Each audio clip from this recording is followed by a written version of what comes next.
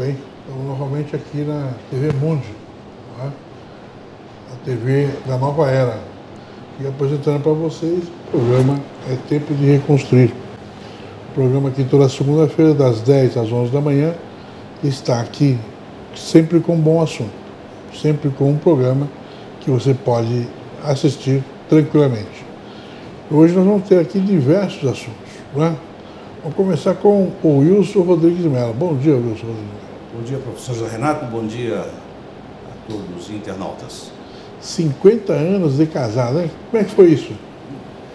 Professor, não é brincadeira, né? 50 anos é uma existência, né?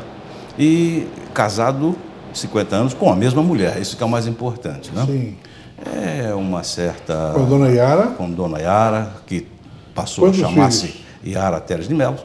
Nós tivemos 3 filhos, sendo 2 mulheres e um homem, o homem falecido, e estamos ainda com Como é as que chama 2 as filhas. mulheres? As mulheres, a mais velha, Cecília Maria de Mello, e a outra, Cristiane Maria de Mello. Muito bem. A Cristiane tem uma filha chamada? Sim, a Cecília tem 2 filhas, uma Carolina e a outra Maria Luísa, uma com 24 anos e a outra com 23. Aí temos também a Raspa do Tacho, a Ana Flávia, com 8 anos. Que é da Cristiane, é isso? É filha da Cristiane, isso Muito mesmo. bem, muito bom. Parabéns, hein? Bela festa. Tivemos lá um encontro dos amigos e dos parentes, né? Todos aqueles que lá se encontravam, ou eram parentes, próximos ou distantes, e os demais amigos que nós tivemos oportunidade de conhecer nesses 50 anos de nossa trajetória. Me fala uma coisa, 50 anos depois está firme. Sempre firme, com certeza.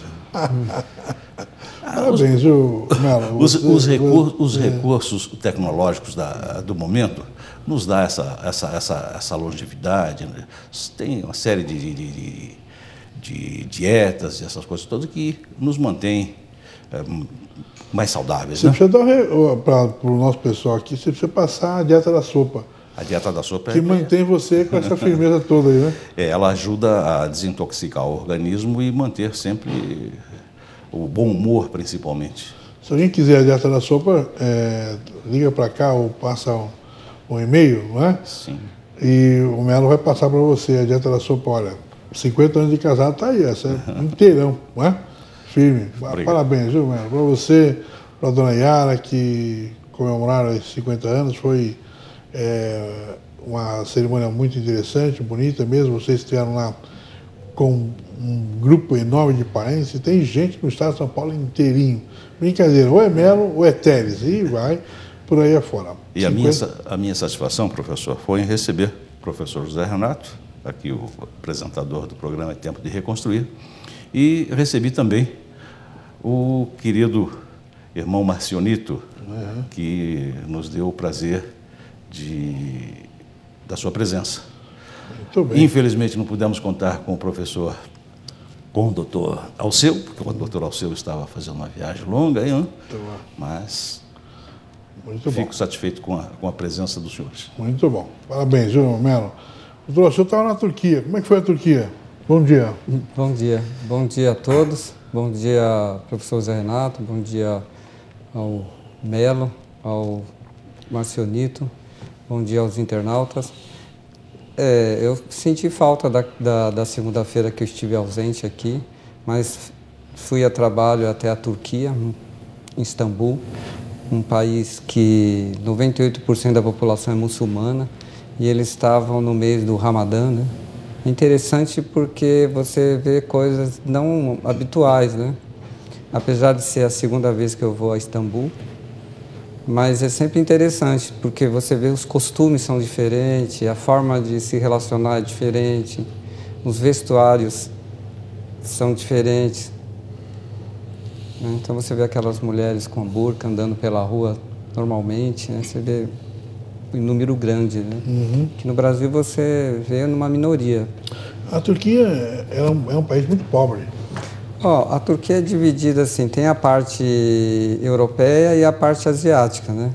A parte europeia é mais comércio, né? Ela é mais assim, o poder aquisitivo é melhor, é maior, mas não se vê muita pobreza pela rua, uma cidade limpa. Agora, o interior, sim, né? Você vê, a periferia, você já percebe que tem um certo poder aquisitivo mais baixo, né? Mas eles mantêm ainda os prédios bem conservados. Você vê prédios lá de 1000 anos. Por exemplo, a Santa Sofia, que é a mesquita, que já foi igreja cristã, ela foi construída 400 anos depois de Cristo, até antes. Né? É uma memória muito bonita, né? Uma região muito bonita, realmente. E a história da Turquia é excepcional, né? E passa pelo país, pelo nosso Brasil, você sabe disso, né? Sim. Né? Inclusive, você sabe que nós temos no norte do Brasil, no norte e nordeste do Brasil, norte, mas especialmente, nós temos dentro da encantaria brasileira, não é? O culto de turcas. Não é? Você vê, por exemplo, a Erundina é uma das turcas que fazem parte da encantaria brasileira, do candomblé ou então da Umbanda, lá na Turquia, perdão, lá no norte do Brasil, e em função da permanência deles, da história deles aqui no nosso país. O Brasil tem um bom trânsito com a Turquia, né? Você vê os voos estão sempre lotados, né? Tanto para ir quanto para voltar, foi e veio lotado. E eles têm por exemplo, eu não fui dessa vez, da outra eu fui, por exemplo, tem a Capadócia, né, que é um monumento dos cristãos, né, onde eles se escondiam dos romanos na época de Cristo. Aliás, a Capadócia é a terra do São Jorge. Não é? São Jorge da Capadócia. De um grande médico também, da Capadócia, que foi um dos primeiros a diagnosticar os transtornos bipolar, né? Que se chama Areteus, né? Ele foi da Capadócia também.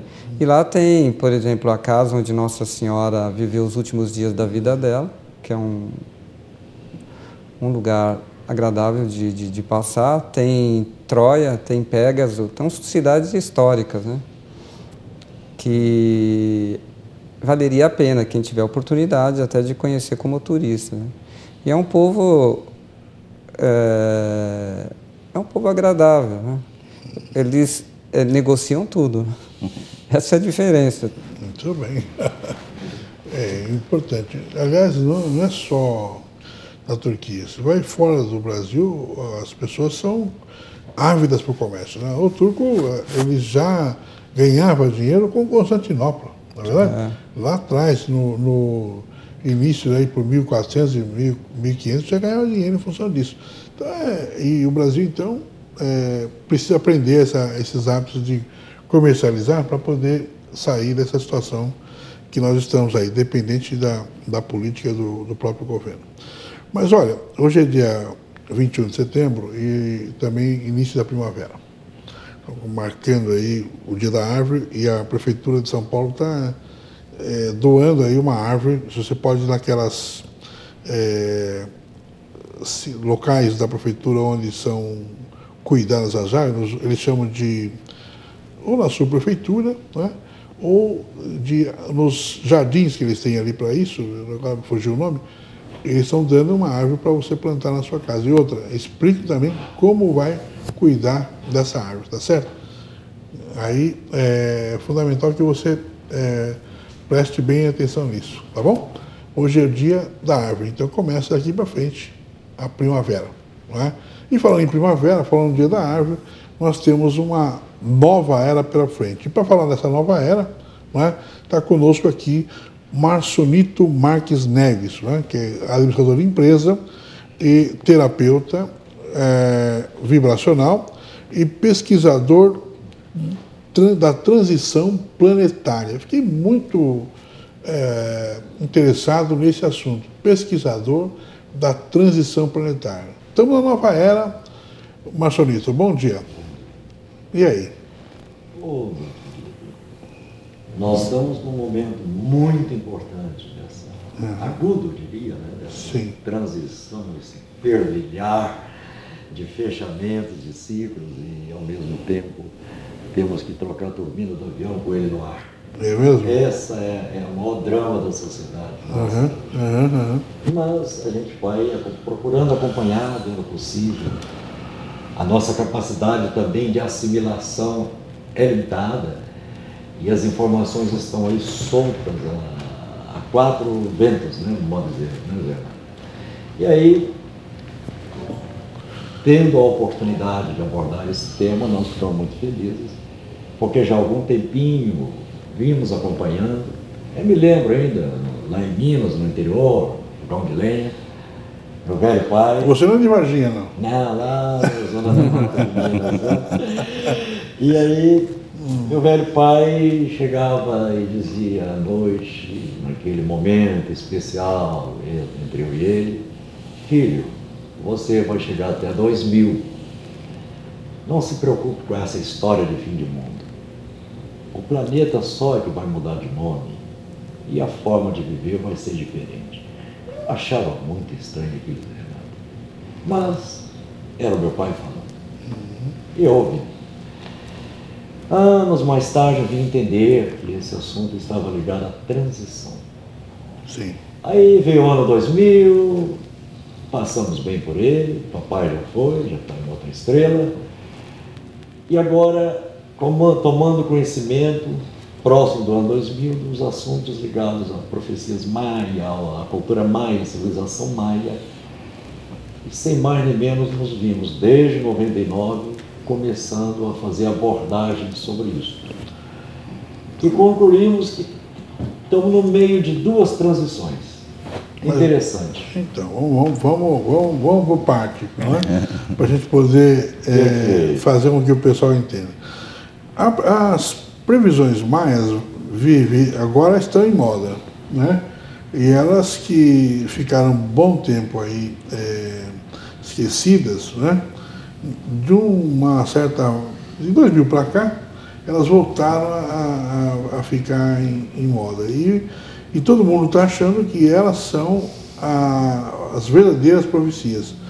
Esquecem, por exemplo, uma boa parte das profecias do Nostradamus, que era o papa aí da profecia até agora.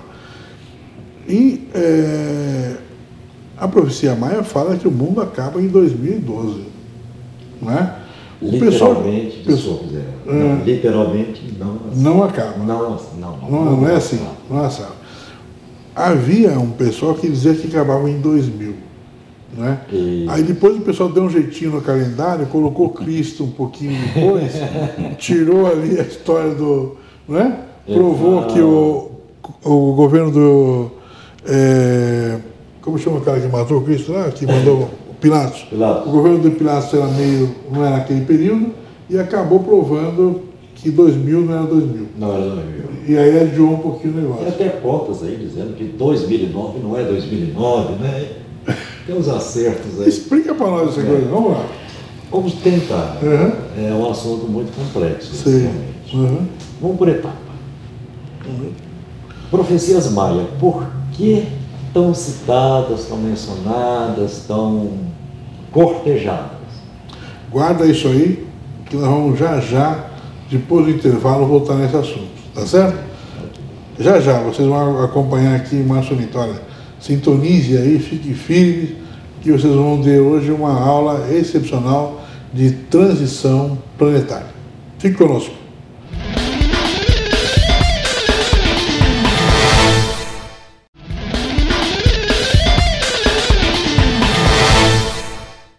Aliás, eu volto aqui no TV Mundi e acompanhando o programa É Tempo de Reconstruir.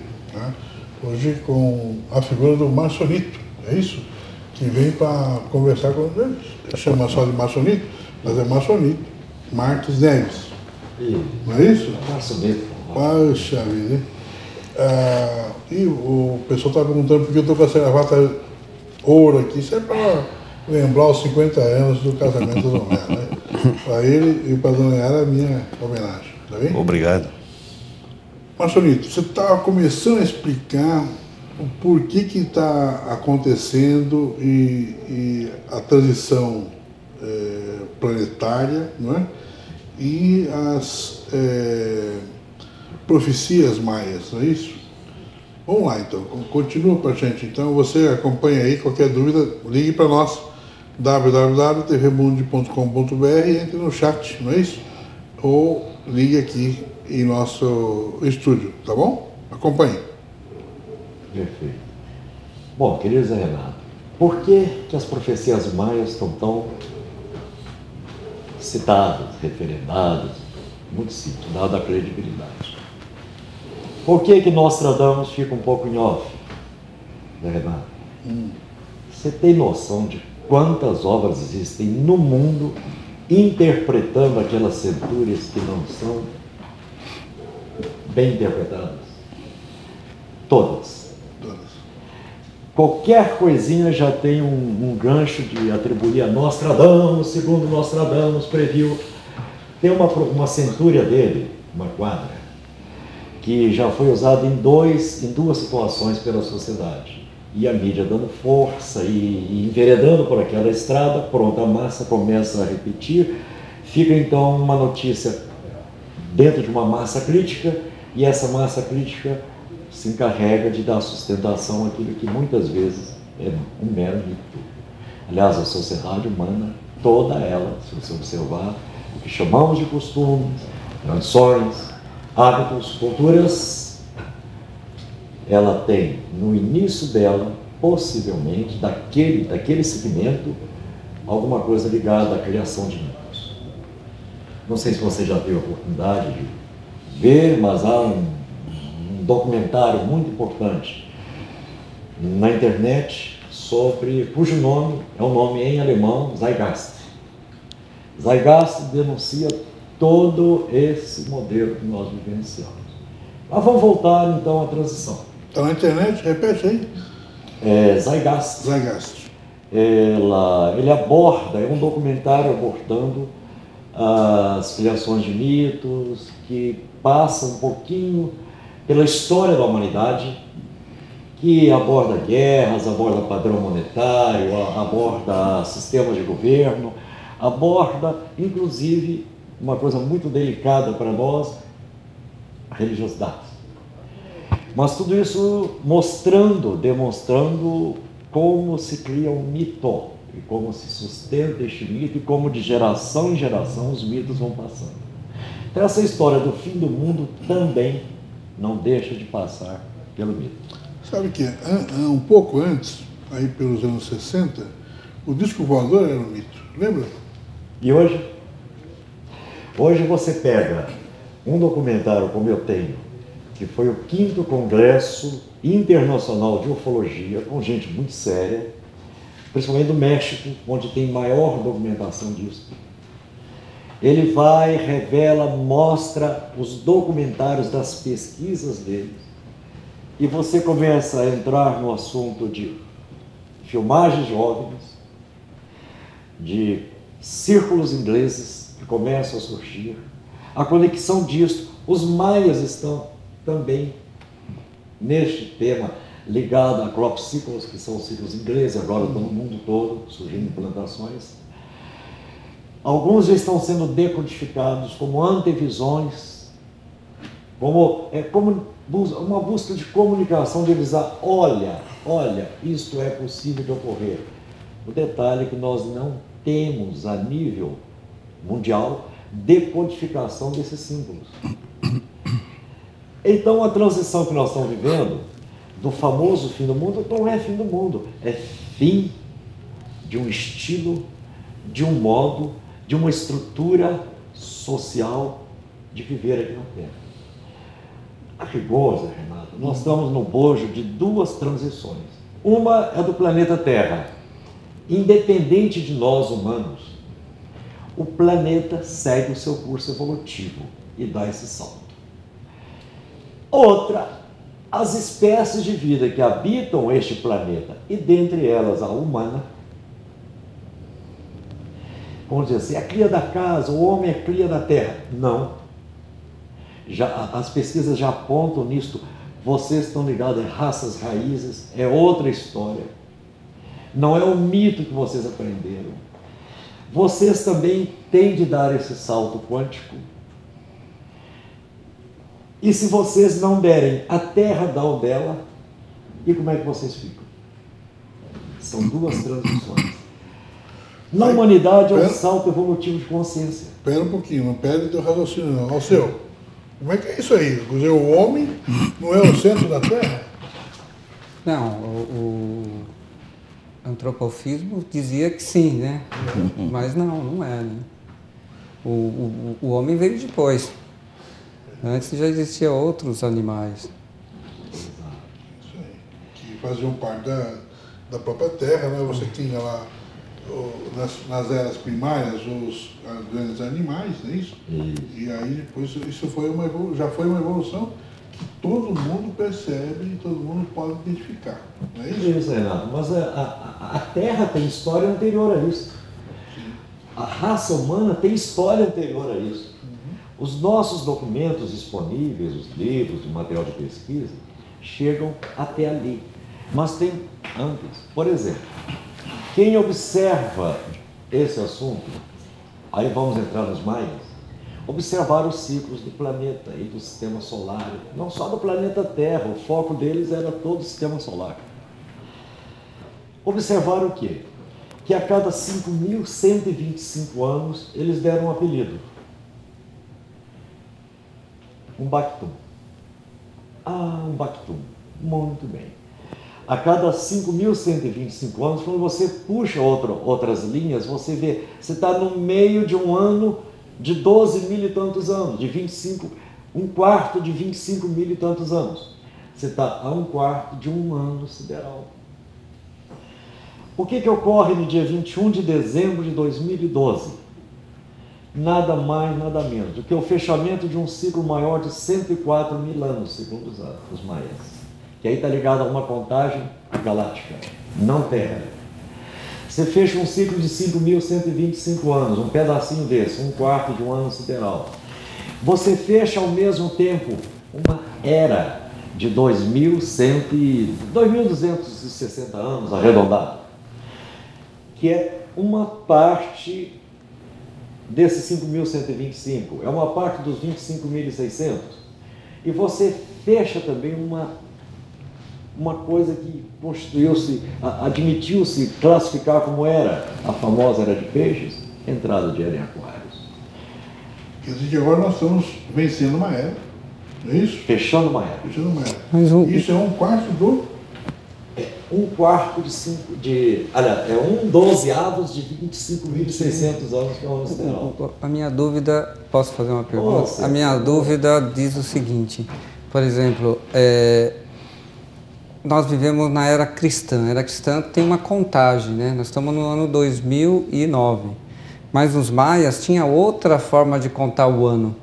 Para ele, como ontem foi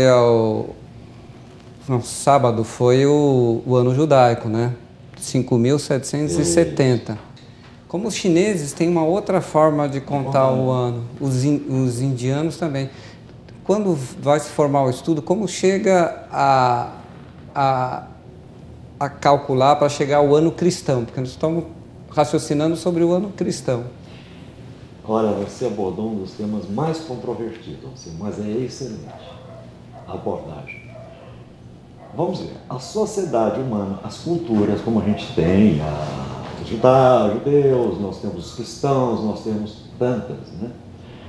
Tivemos os maias numa época, e eles precisavam de um medidor de tempo, todas essas culturas. Aí vieram então os calendários. Nós temos vários calendários, e esses calendários são seguidos por esses grupos, vamos chamar assim, que são parte de uma grande família única da humanidade.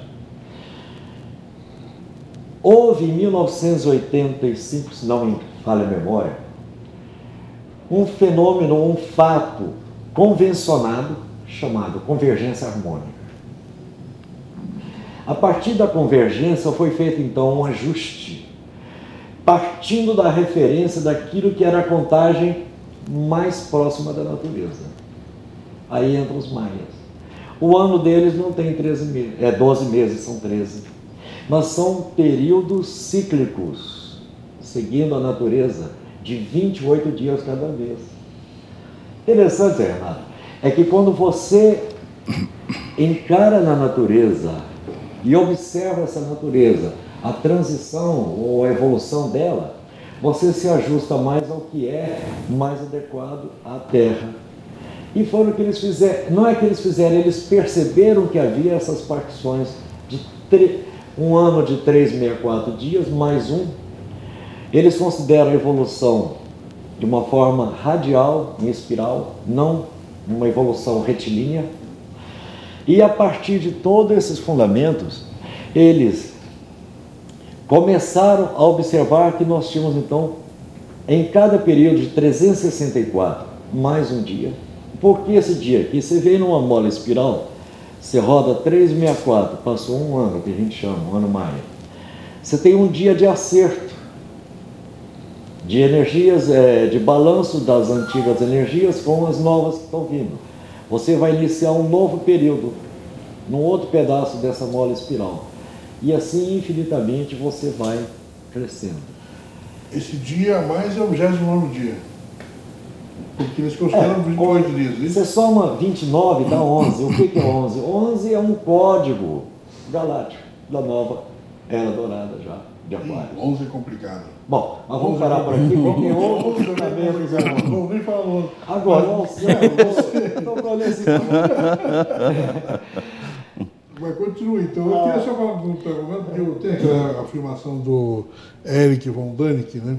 De que os deuses eram astronautas. Os deuses eram astronautas. Você que conhece esse assunto, mesmo? Eu li há algum tempo atrás sobre isso, mas a minha curiosidade maior agora com relação às colocações do Marcionito, ele disse que o ser humano, praticamente, vou usar assim um termo bem vulgar, bem chulo, foi plantado na Terra. Quer dizer, se o ser humano foi plantado na Terra, ele vem de algum outro planeta, correto? Agora, os espíritas dizem que nós saímos de Capela e somos os exilados de Capela, né? E o que tem a ver com esse plantio aqui na Terra do ser humano? Se você observarmos a Terra como uma casa planetária, como um espaço, como participante ativo de um sistema no espaço sideral, você vai chegar à conclusão de que não só temos procedência de Capela, como de várias outras origens. Discute-se muito hoje em dia a vida em outras estrelas. Para algumas linhas de estudos, somente do holismo, que procura abranger o máximo que a visão permite e a compreensão, nós tivemos e eu não sei o registro do período no tempo da história da Terra, não é o caso, mas cita em mais de 41 procedências. Uma dessas 41 pode ter sido Capela. Nenhum problema. Como os maias, por exemplo. Por que esse nome Maia? Interessante, Renato. A gente acha que esse nome é da Terra, não é? Existe na constelação de Pleiades, em torno da qual toda a nossa galáxia passeia, isso é fato observado, um planeta chamado Maia. Esse nome vem de lá. Os famosos, os chamados, considerados maias cósmicos, vieram. Houve um período deles? Houve. Deixaram um legado? Deixaram. Que hoje, ainda hoje, está tentando, o ser humano tenta traduzir dentro do limite. Eu estive 2 vezes lá no México, né? México. Em Chichén Itzá, onde tem preservados, lá em Chichén Itzá, tem preservado alguns templos maias, né? Mas você vê que era uma sociedade pequena, né? Pelo que eu vi. E quando o Francisco Pinzon destruiu tudo, ele destruiu toda a história deles, né? Para que não existisse que eles queriam, na época, trazer o catolicismo. Então, destruíram todas as livros, todos os documentos maias que existiam e os assassinatos que teve dos líderes maias. Como que foi se pegando essas informações? Segura a tua pergunta aí, Alceu. Nós vamos para o intervalo e a gente já volta para completar a tua pergunta e a resposta do Márcio Nito.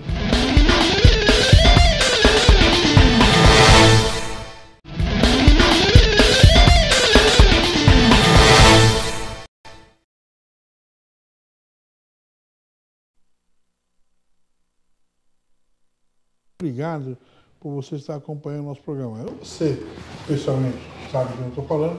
Obrigado mesmo pela tua sintonia. E você que está aí no Japão, você que está aí em outros estados também nos acompanha nesse momento, um grande abraço, né?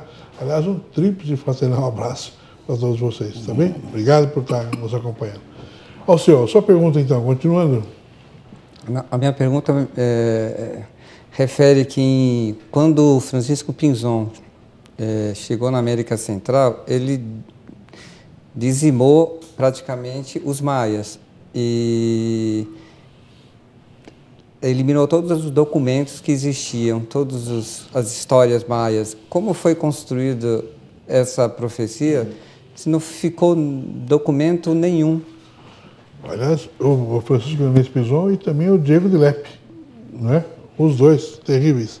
Fala. Então, nós temos esse registro da ida dos europeus, caso Pinzon, mas se nós observarmos, Alceu, o que eles encontraram já não era maia, da mesma forma que o que encontraram aqui no Peru não eram incas. O dourado, vamos chamar assim, né? Em alusão às bodas, né, do Wilson, o dourado e a era dourada, que era de Aquários. O dourado mesmo, o filé mignon, já tinha sido dado um destino, por isso que as tradições prosseguem, pelo menos percebemos isso. Foi retirado, oculto, preservado, como houve em Atlântida e tudo mais. Então, o que eles encontraram foi um resto de uma civilização que recebeu essa classificação, Maia, Inca, etc, etc. Mas já não era a civilização, vamos dizer assim, laureada como as primeiras, o fundamento de todos eles, as primeiras pessoas que formaram essa sociedade.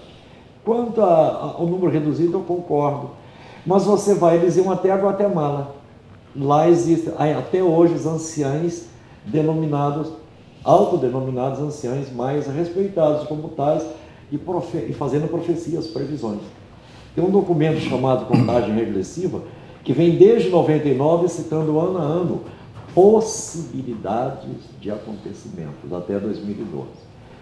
O legado deles começa a ser decodificado dentro da linha de arqueologia, mas não limitada estritamente à descoberta do objeto, mas estudiosos decodificando aquilo tudo, chegaram às profecias que são inscrições nas pirâmides, como no Velho Egito, em Queópis, encontram-se inscrições, como nas linhas de Nazca, pegando o gancho Era um Deus Astronauta, do Eric von Däniken, aquilo foi só questionamento, mas um questionamento oportuno, buscando explicações de coisas em cima de fatos que nós tínhamos registrado e não tínhamos explicações. Na Noruega tem um museu, quando eu estive lá, tem um barco que é o Kon-Tiki, feito pelo norueguês, que ele fez a travessia da Indonésia até o Peru, mostrando através de um tipo de planta lá.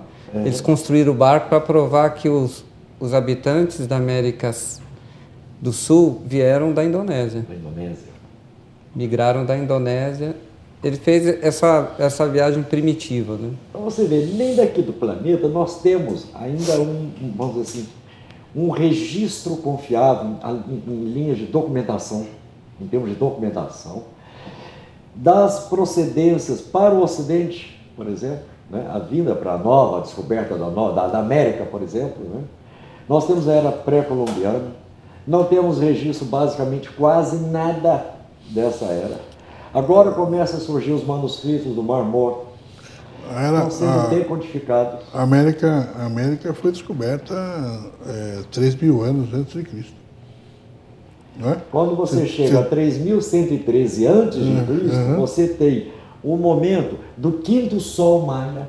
Olha aí. Aí eu tenho um mapinha, que eu tive a felicidade de baixar esse mapa, e o que estava ali em inglês eu fui jogando para o português, onde mostra na linha do tempo, períodos de 400 anos, segundo os maias, é um mapa maia, os principais acontecimentos na sociedade humana, qual era o Bactum que eles atribuíram, regendo, e você observa que, por exemplo, no Bactum do ungido pelo divino, surge Jesus, ele nasce, o avatar da Era de Peixes nasce aqui entre nós, vem trazer o recado de cumprir a missão, e nós estamos saindo, fechando um Bactum agora, em 21 de dezembro de 2012, e aí vamos entrar no 13º Bactum. Dá uma paradinha, porque tem o Josué falando conosco aqui. O Josué quer saber o seguinte: como é que você tem certeza que o mundo acaba no dia 21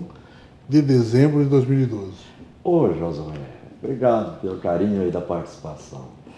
Não, nós não afirmamos que o mundo acaba no dia 21 de dezembro, como ninguém pode garantir isso, e não acabará. Eu prefiro me alinhar com aqueles que encaram essa data como um fechamento de ciclos. Isto é científico, isso é matemático, não tem como fugir disso. Em que nós daremos um salto de consciência para viver num novo planeta, os que aqui estiverem, e numa nova forma de viver. Agora, a base científica para afirmar que é esta data está ligada ao equinócio. Nós temos a mudança de estação nesse período, que coincide com o fechamento de um ciclo de mudanças de estações. Nós temos um fechamento, como disse, de uma era, e esta era dura 2.600 anos, portanto vai além das histórias, dos registros que nós temos de documentos desse período para cá. Fecha-se um ciclo maia de 104.000 anos. 104.000 anos, gente, para e pensa. Nenhum de nós tem consciência de um período deste. E ao mesmo tempo um de 25.600, que é um ano sideral. Isso é fato. Fecha, culmina tudo com essa precessão de equinócios que ocorre no dia 21 de dezembro. Por isso essa data. Não é que seja uma data mágica, cabalística, tinha que ser naquele período, porque a profecia... Não. Há profecia em relação ao ciclo. E o ciclo coincide com este dia, mês e ano. É só isso. Não é que esta data seja fatídica. Não. É porque no fechamento do ciclo ele bate nesta data. Depois da convergência harmônica, houve esse realinhamento, e aí pode-se então afirmar qualquer coisa em relação a datas do calendário gregoriano, que é o que nós seguimos, o ano de 12 meses, 30 dias, outros 28, outros 31. O ano maia é 28 dias cada mês, como a natureza. Não tem erro de cálculo. Guerra, você está acompanhando o programa, não é verdade? Você vai, se prepara que você vai. O Maçonito vai embora para Resende, está no Rio de Janeiro, a Penedo no Rio de Janeiro, não é isso? E a gente não tem ele aqui toda hora. Você prepara aí, porque o negócio complica e nós precisamos explicar melhor esses detalhes aqui. Maçonito, me diga uma coisa, tem que já ir encerrando, porque o programa está no final já. Só queria te dizer o seguinte,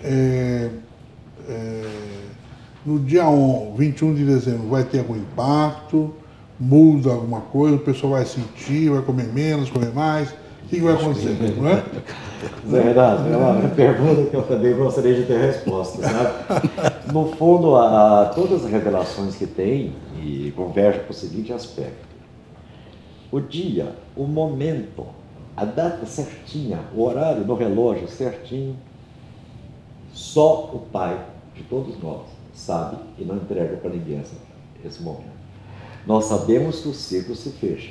Nós sabemos que a Era de Peixes começou a trazer na sua sequência, a Era de Aquários, e que o planeta e a humanidade está fechando esta passagem que iniciou já no final do século passado, nos anos 90 e pouco, 80. Alguns vão além, vão a 60, na década de 60, que começou a mudança na psique coletiva da humanidade, com o movimento hippie, a quebra de estruturas.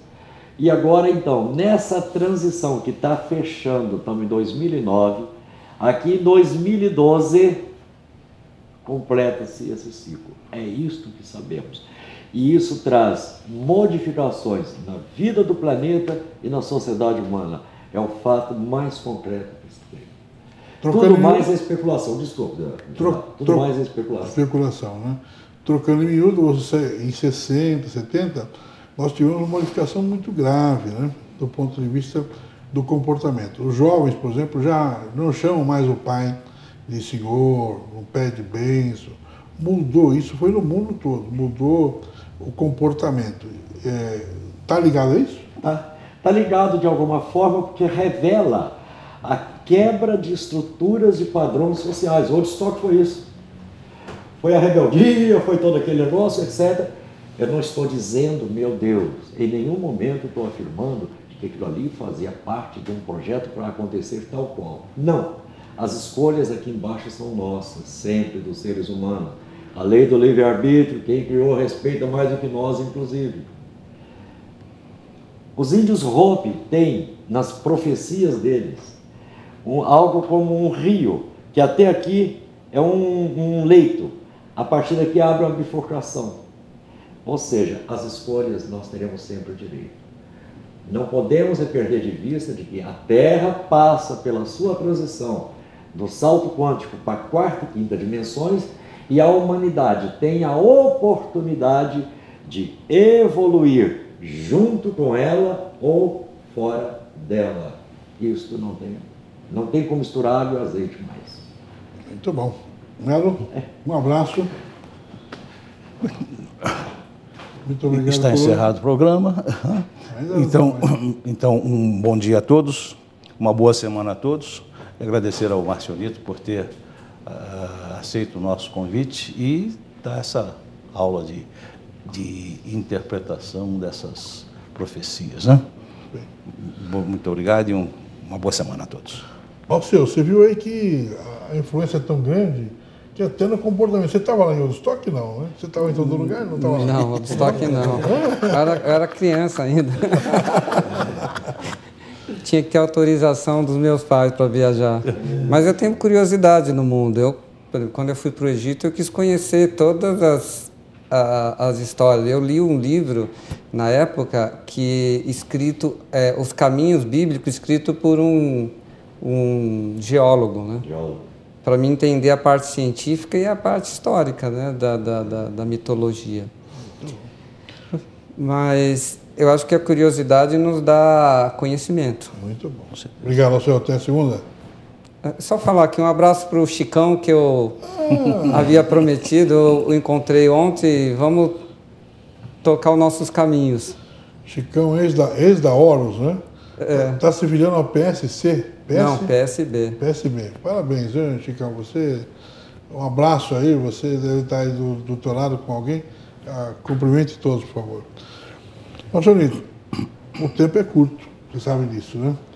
Mas a gente continua já pela Rádio VV Brasil, aqui pela TV Mundo. Você pode acompanhar por aí e continuar ouvindo um pouquinho mais o Marcionito, que vai estar conosco lá contando um pouco mais das suas histórias. E você me promete que volta uma hora aqui para a gente continuar essa conversa. Uma alegria. Primeiro, antes de 2012. O carinho de receber o convite de estar aqui com vocês, com os telespectadores. É uma alegria muito profunda, muito grande no meu coração, na minha mente. Estou prazerosamente, muito honrado, inclusive, de estar aqui entre 3 baluartes aqui da comunicação. Muito obrigado. E, com certeza, antes de 2012 a gente volta. Eu quero voltar assim. Volto para contar mais a história aí para nós, né? Porque é sempre tempo de reconstruir, não é? E o nosso programa chega aqui ao final.